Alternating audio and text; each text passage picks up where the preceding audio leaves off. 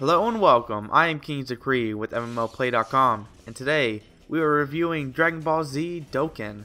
It's fast and it's pretty, not unlike a Kawasaki Ninja. Defeat the world's greatest fighters by collecting enough energy, then blasting them away with your yellow laser beam move. Watch the fights unfold in an intense, animated comic book style, and travel along a quaint adventure mode while recruiting as many allies as possible. And along the way, you figure out some complicated timey-wimey stuff.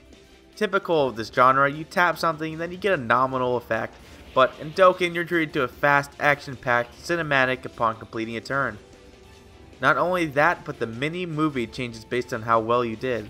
For example, a turn of bad plays will result in only the standard attack sequence. However, performing extremely well will show those characters' special moves. And of course, this is all topped off with an enemy smashing their smug face into the screen. And otherwise, everything looks fantastic.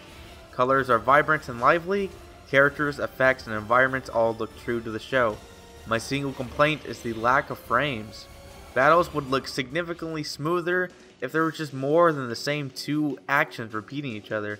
Granted, it seems like the developers were going for an animated manga style, but it would have been better to have a few well-animated characters or sequences than a ton of characters and only a few several action poses. Playing this game is somewhat strange, but refreshing. Firstly, you have any character from the Dragon Ball Z universe on your team, for the most part anyway, and each of those characters are assigned a type that are stronger or weaker to another type, a la rock, paper, scissors. In battle, you tap the start of an offset grid, trying to get as many orbs of the same type in a line to deal as much damage as possible and increasing your energy meter. Max out that meter or defeat the enemy to win the battle and move on. The tricky part comes in with juggling characters to maximize the amount of orbs you can obtain while dealing extra damage or defending to keep yourself alive. Progressing along the board is also quite novel.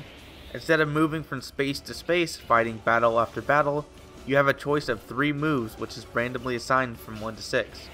Move along boards that run around 20 spaces or so, trying to collect as much support items as you can while running into enemies. At the end of the board, it's time to face a boss. It's virtually similar to the minion battles, but with more dialogue. The story in question is actually not too bad. Some dude wanted to sail across time and space using the Dragon Balls, no less. And then for some reason a whole bunch of fighters have gone missing, and it's up to you to find out what's going on. The developers fortunately didn't just ham it up with an old story, but instead opted to create their own. The writing is surprisingly light and true to their character. For example, Trunks, a kid from the future, meets his mother in the past. Reading the dialogue between the two makes you laugh as he tiptoes around, making sure she doesn't find out the truth about him, while making sure, he'll actually be born and all. Stuffed in there is the business side of things. Buy the currency to unlock new fighters and other nominal items, or buy it with in-game tokens. Well, you can try anyway. The menus are unnecessarily complicated, and simply changing out teammates is a struggle. It's weird to see that when the rest of the experience is so clean cut and simple.